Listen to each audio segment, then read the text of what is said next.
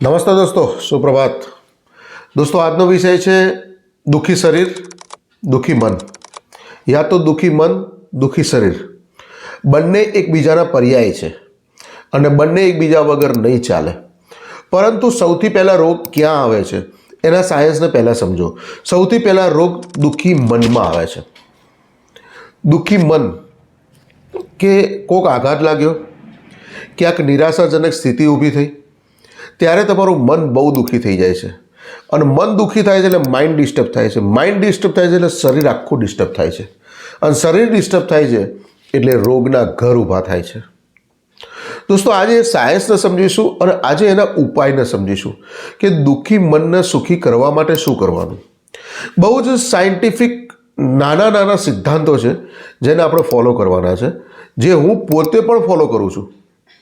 હું per day મારા મનને કઈ રીતે હેપી રાખવું, કઈ રીતે એનર્જેટિક રાખવું એની ઉપર વિશેષ કામ કરું છું। હું પર ડે 1 કલાક એ કામ કરું છું, એટલે 23 કલાક ધૂમ મચાવું છું, 23 કલાક એનર્જીથી જીવું છું, અને એટલા માટે જ હું એનર્જીથી જીવી શકું છું। દોસ્તો, આ સાયન્સને બહુ શાંતિથી સમજજો તમે। જેમ કે અત્યારે કોરોનાનો સમય ચાલી રહ્યો છે, તો કોરોનાના સમયની અંદર બધા દુઃખી બહુ જ છે। પોતાના ધંધાને લઈને, બાળકોના શિક્ષણને લઈને, પોતાના શરીરને લઈને, આવક ઉપર જે પ્રેશર આવ્યું છે, આ બધી વસ્તુઓથી દુઃખી છે। પણ શું તમે આની અંદર કંઈ કરી શકો છો?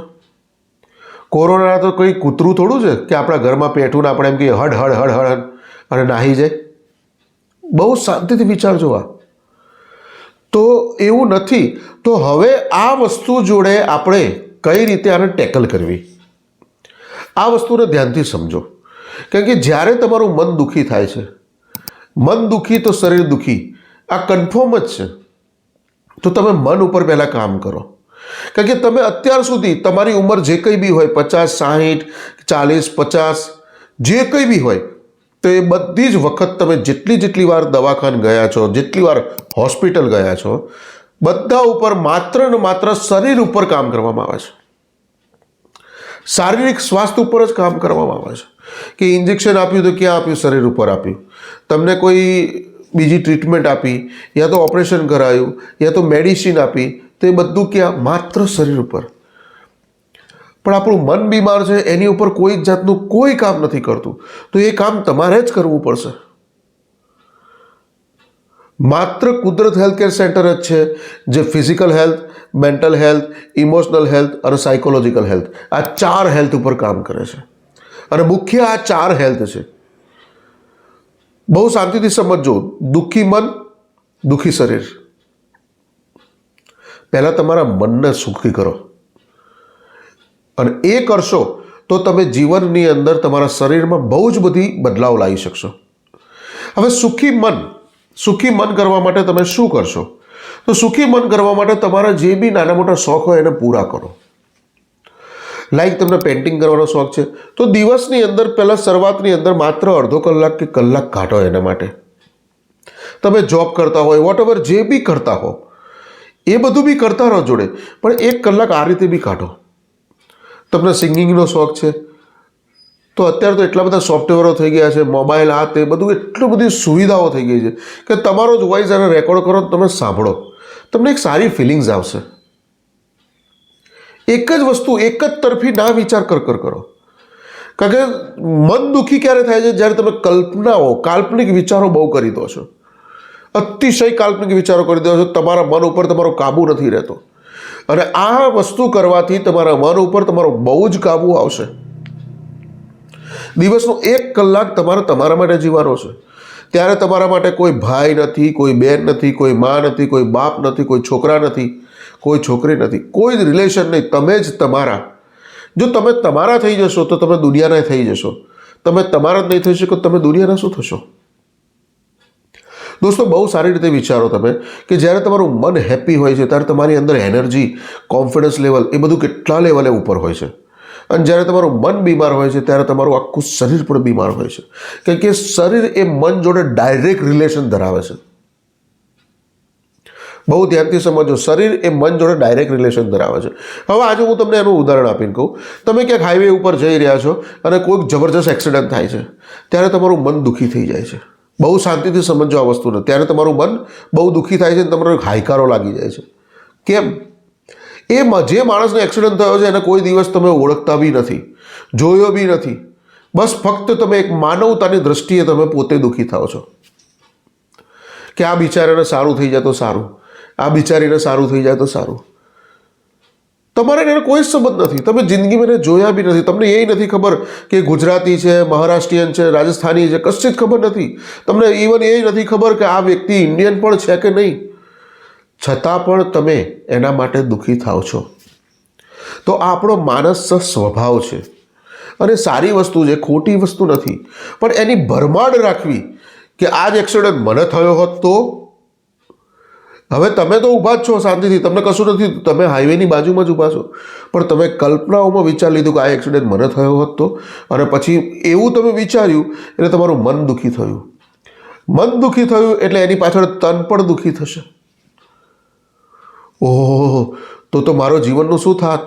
આટલા બધા રૂપિયા ખર્ચાઈ જાત ને, એડમિટ કરવો પડત ને, પછી હું ચાલી શકત કે નહીં ને. કેટલું હજી કશું જ થયું નથી. તો તમે તમારા મનને સ્વસ્થ કરવા માટે આ બધા રસ્તા છે. જેમ કે મેં પેઇન્ટિંગ કીધું, કોકને સ્વિમિંગ કરવાનો શોખ હોય, કોકને ક્રિકેટ રમવાનો શોખ હોય, તો તમારા શોખ પાછળ આવા નાના નાના શોખ છે જે બહુ ખર્ચાળ નથી. પેઇન્ટિંગ કરો, કવિતા લખો, કોકને વાંચવાનો શોખ હોય, કોકને ભજન ગાવાનો શોખ હોય. ઘણા બધા લેડીઝની હું ટ્રીટમેન્ટ કરું છું. ઘણા લેડીઝો મને એવું કહે છે કે મને સર ભજન ગાવાનો બહુ જ શોખ છે. તો તું ગાઓ ને, તમે શું ચિંતા કરો સાંભળવાવાળાના ટેન્શન? તમે તો તમારા મનને ખુશ કરીને ગાઓ. આ બહુ જ જરૂરી છે કે આનાથી તમારું મન દુઃખી તો શરીર દુઃખી. હજી કહું છું, મન દુઃખી તો શરીર દુઃખી. મન ઉપર ટ્રીટમેન્ટ થવી બહુ જ જરૂરી છે. ડિપ્રેશનોના કેસની અંદર શું હોય છે? જે લોકો સુસાઇડ કરી લે છે એ બધા કેસની અંદર શું હોય છે? એમનું મન બહુ જ દુઃખી હોય છે. બહુ જ એટલે અતિશય એક એક્સ્ટ્રીમ લેવલે એમનું દુઃખ પહોંચી ગયું હોય છે. તો મારું તમને એ જ રિક્વેસ્ટ છે કે પહેલાં મનને દુઃખી ના થવા દેશો. મનને સુખી કરવાના આ બધા કારણો છે.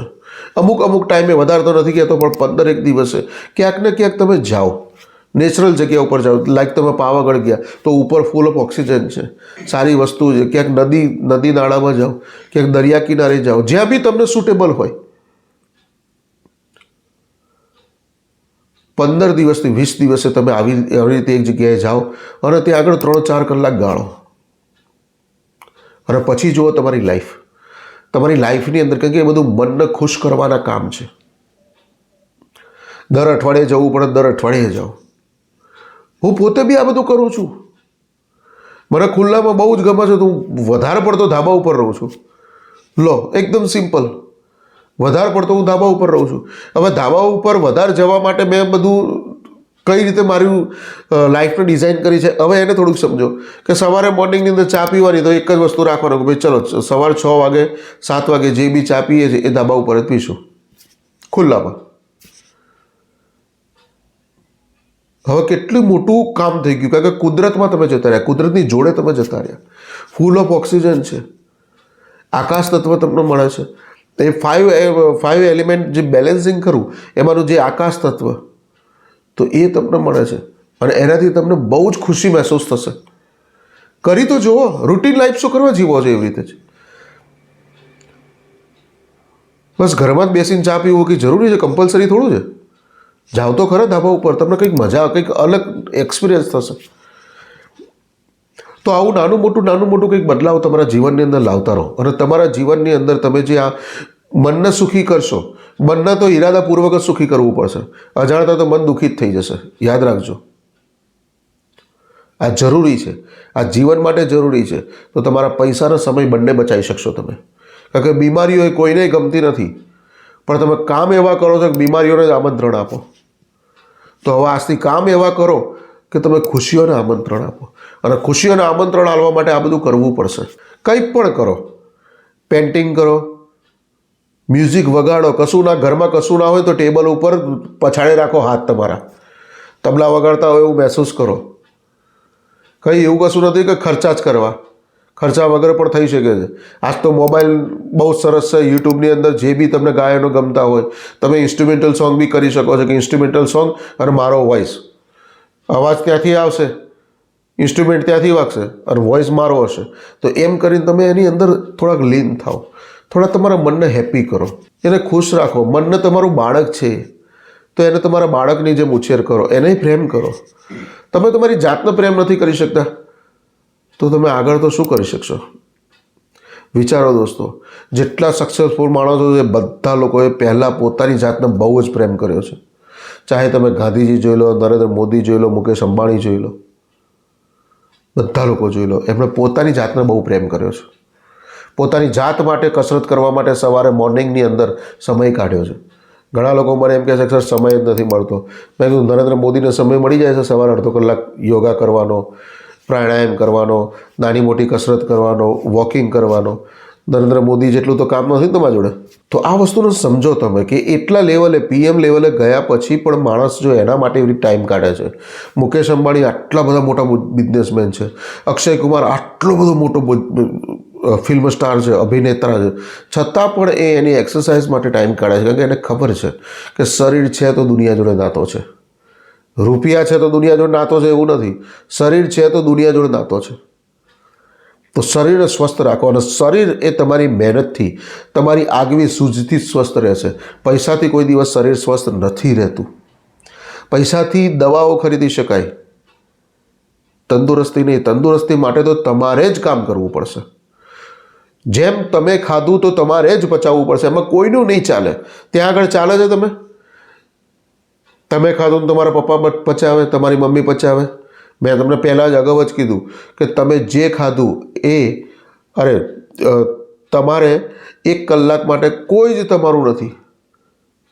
એમ તમે જે ખાશો એની અંદર તમારા ભાઈનું કશું નહીં ચાલે, બહેનનું કશું નહીં ચાલે, પપ્પાનું કશું નહીં ચાલે, મમ્મીનું નહીં ચાલે, પત્નીનું નહીં ચાલે, પતિનું નહીં ચાલે, બાળકોનું નહીં ચાલે.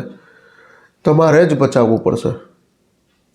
સેમ એ જ રીતે તમારા મનને સુખી કરવા માટે તમારે જ 1 કલાક કાઢવો જ પડશે.